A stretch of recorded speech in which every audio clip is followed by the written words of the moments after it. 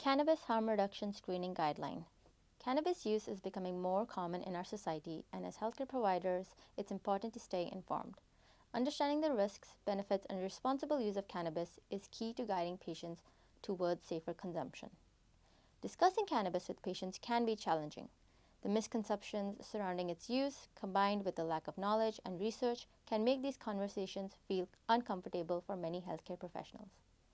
In this video, we'll demonstrate how a healthcare provider can have a confident, compassionate conversation with the patient about cannabis. Clear, informative, and free of judgment.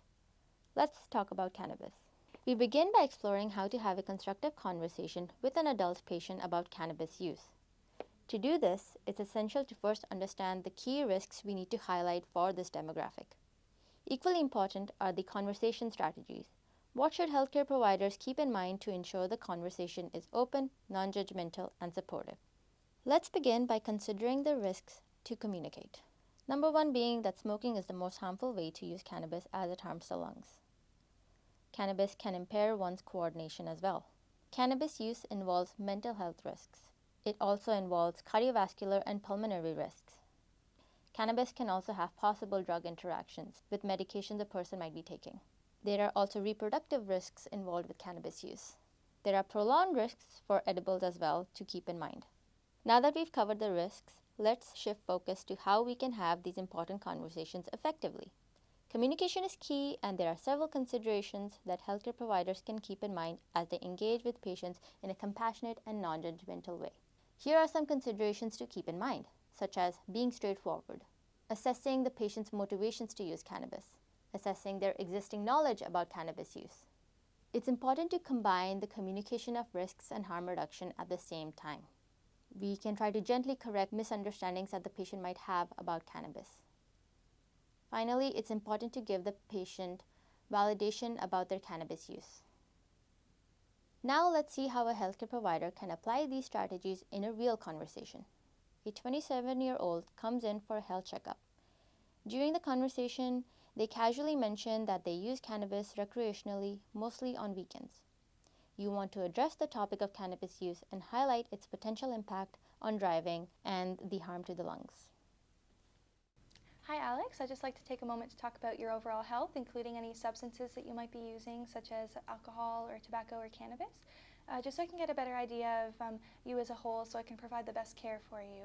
Can you tell me about any recent substance use? Yeah, I vape cannabis sometimes, mostly just to help with sleep or stress. Okay, well thank you for sharing that with me. Can I ask how frequently you use cannabis? I'd say a couple times a week, mostly in the mornings or the evenings. Okay, well thank you for sharing that information. It really helps me get a better idea of you as a patient. Would it be okay if I shared with you a bit more about the risks of cannabis use? Sure, I'm just trying to relax and have fun, you know? Yeah, I understand that. While it may seem like it can help you relax in the short term, it could actually cause you more stress in the long term. So cannabis, it can harm your lungs. It can also impact your reaction time and your coordination, your attention, and your memory too. It can also interact with any medications that you might be taking. So I would recommend taking smaller puffs and avoiding holding your breath when you consume cannabis. Also, I would avoid mixing it with other drugs or alcohol just to keep things safer. That's interesting. I thought cannabis was safer than other drugs. Well, we actually know a lot more than we did a few years ago, and now we see that cannabis has risks just like any other drug. You also mentioned that you vape cannabis, so that could actually lead to higher concentrations of THC in the bloodstream, which means even more negative effects of cannabis. So I would recommend that, once again, you take smaller puffs and you avoid holding your breath when you're vaping, but also I would recommend that you try products with a higher CBD concentration and a lower THC concentration just to keep things a bit safer. As well, some people have been trying sublingual oils or edibles just because they cause less harm to the lungs. Yeah, I've had an edible before, but it takes longer for the effects to start and they last long, so I don't really feel comfortable taking them in the morning because I have to drive to work. Well, it seems that you know the effect of cannabis on driving, so you're right, edibles can last up to 12 hours, and so I would recommend that if you do take an edible, you take it in the evening when you know that you won't be driving for the next 12 hours, but depending on the dose that you take, it can last up to 24 hours, so if you do take a higher dose of an edible, I'd recommend that you stay away from driving for 24 hours. Wow, I didn't know it impacted my health that much. Yeah, well, it's really important for you to get the right information so you can make an informed decision about your cannabis use. There is a lot of information out there, and not all of it is true, so it's really good that we're having this conversation right now so you can get the right information. Yeah, I see. I don't know if I'm fully ready to give up vaping cannabis yet, but maybe I'll look at ways to reduce the amount that I do vape and maybe look at some ways to help out with my stress. Okay, well, I can see that you're considering whether or not using cannabis for stress management is the best option for you. I do feel the need to mention that there are options to reduce your stress that have less negative risk on your health. For example, going for walks or talking with a friend or even a counselor. That could also be really good options for you. Yeah, I never really thought about the long-term effects. Thanks for bringing it up. Of course, I'm here to help you with your short and your long-term health. So if you have any more questions, you can always ask me, or you can look on the NB Lung website as well, and we can talk more about it at your next follow-up. Next, we look at how to have a constructive conversation with the teenage patient about cannabis use. Addressing cannabis use early can prevent long-term consequences and guide informed decision-making. Here are some risks to consider communicating to a teenager. Harm to developing lungs.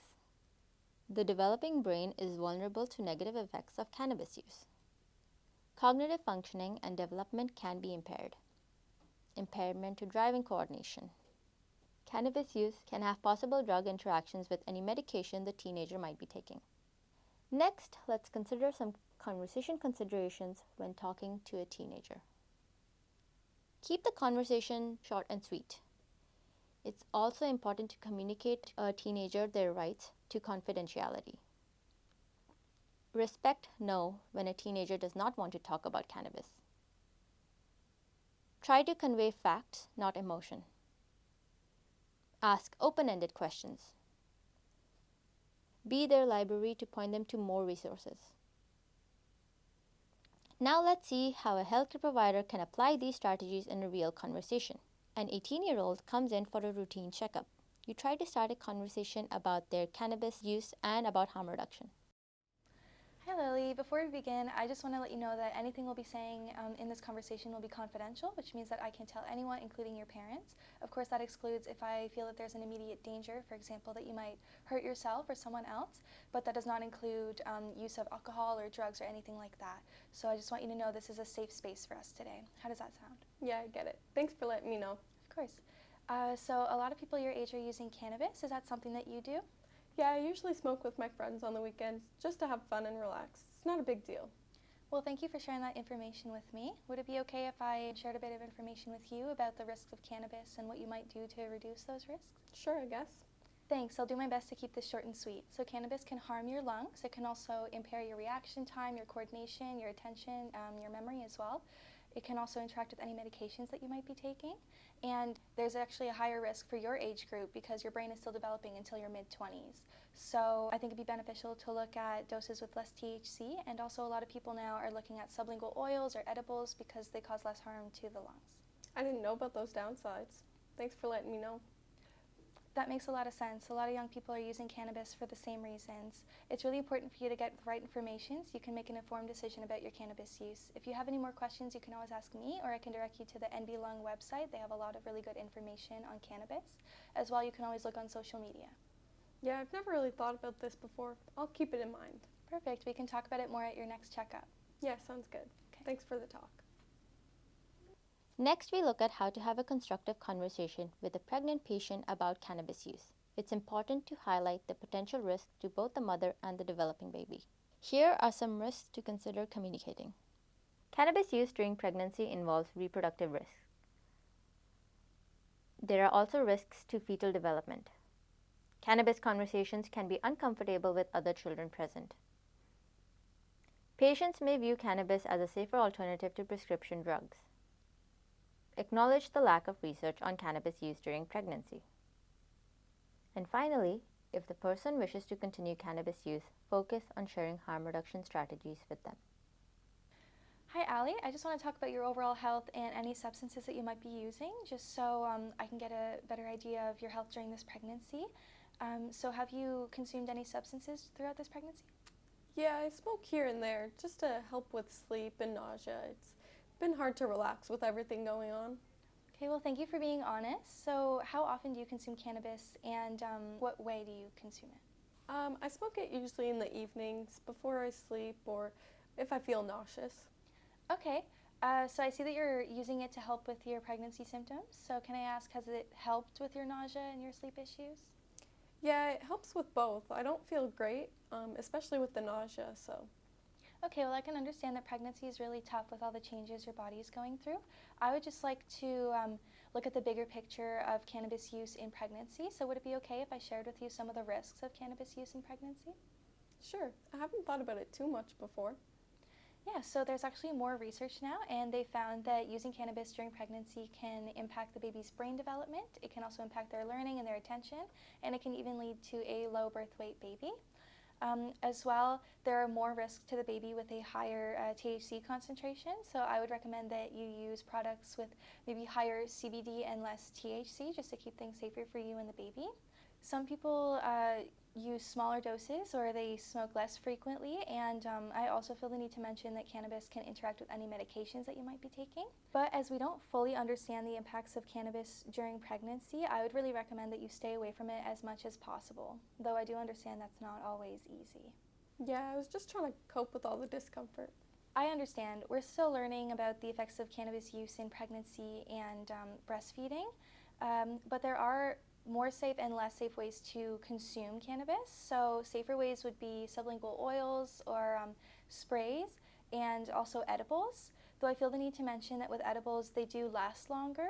They can last up to 12 hours. So if you do want to consume an edible, I'd recommend doing it not during the daytime because it could impair your reaction time and your coordination, and it can just lead you to have falls or injure yourself in some way.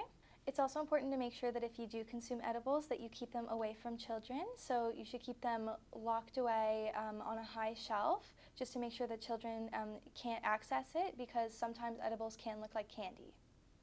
Yeah, I'll be mindful of that. I didn't know there were other options. What about when I'm breastfeeding? So when you consume cannabis, the THC can go into your breast milk and then it can transfer to your baby when you're breastfeeding. So I would recommend that you try to avoid using cannabis around breastfeeding. For example, you can decide to smoke right after you breastfeed, or you can try to create a longer wait period between when you're smoking and when you're breastfeeding, just to make sure that there's no THC that's being passed to the baby. Yeah, I have a lot to think about. Yeah, well, it's really good that you're getting all this information. It's really important for you to make an informed decision about your cannabis use during pregnancy. And if you have any questions, you can always ask me, or you can go to the NB Lung website. They have a lot of really good information on this. Finally, we look at how to have a constructive conversation with an older adult about cannabis use. Many healthcare providers don't routinely discuss substance use with older adults, so it's important to start these conversations now. Here are some risks to consider communicating. Impaired motor skills increase the risks for falls and injuries. Cardiovascular and pulmonary risks. There is correlation between cannabis use and mental health consequences in the older population.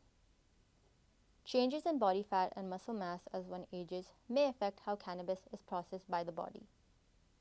Cannabis may interact with the medications that the person might be taking. Here are some conversation considerations to keep in mind when talking to an older adult. Many older adults may be avoiding the use of opioids for pain and instead choose to use cannabis for pain management. There is a significant stigma surrounding the use of cannabis and other substances in the older adult population. Because there is such a stigma around cannabis use in this age group, it's important to ask for permission to talk about uncomfortable topics such as cannabis. Finally, we are talking to a 63-year-old patient who has been using cannabis to manage their chronic pain.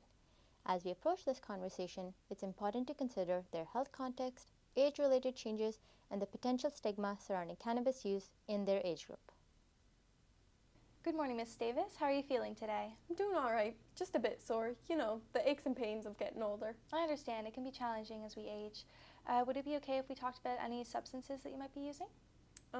Okay, sure. Okay, great. So have you consumed cannabis in the past year? I don't know if that's something I'm comfortable talking about openly. I'm not sure if that's even something I should be doing, you know? Well, I understand. Actually, a lot of people feel that way, but I just want you to know that this is a safe space for us to discuss. So, would it be okay if we had an open conversation about that? Yeah, that sounds all right. I suppose I've been smoking it for a while now, and it seems to help with my pain. I didn't think there was much concern with it, though, because it's natural and organic. Yeah, well, cannabis is a plant, but it is still a drug, so it has its own set of risks just like any other drug, and that's something just to be mindful of. Would it be okay if I shared with you some risks of cannabis? Sure. So, cannabis can harm your lungs. It can also impact your cognitive skills, your memory, your attention, and even your mental health in the long term. Also, as we age, our fat and muscle mass it changes, and so the cannabis can actually stay longer in the body and take longer to get processed, and that can mean that there are more effects as we age. So if you want to continue using cannabis, I would recommend that you use lower doses and you just wait and see if you feel the effects before taking higher doses. Because if you take too high a dose, it could actually impact your motor skills, and that could cause you to fall or have more injuries, so that could be really dangerous. So I really recommend that you start with a low dose and just go slow. Additionally, it can really interact with any medications that you might be taking, so that's just something to be mindful of as well. Well, I'm on blood pressure medications and a little something for cholesterol. And I use cannabis to help with my arthritis, but I never really thought that cannabis would interacting with those, though. So we're still doing research right now, and we don't fully understand the interactions between cannabis and different medications. So I don't have all the answers for you. However, there are safer ways to consume cannabis, for example, sublingual oils or edibles, and those would both be better options because they're safer for your lungs. There's also oil sprays, and those are a good option because you can control the amount of cannabis and THC that you will be ingesting beforehand, and so that's just safer for controlling your dosing. I think that makes sense. It's still a little bit awkward, you know? Yeah, I understand. Well, it's really important to get all the right information so you can make an informed decision about your cannabis use. If you have any more questions, you can always ask me, or you can even go to the NB Lung website, and they have a lot of really useful information for you there. Yeah, I feel better about this now. Thank you for watching the Cannabis Harm Reduction Screening Guideline videos. If you have any comment or question, please reach out or visit our website at nblung.ca.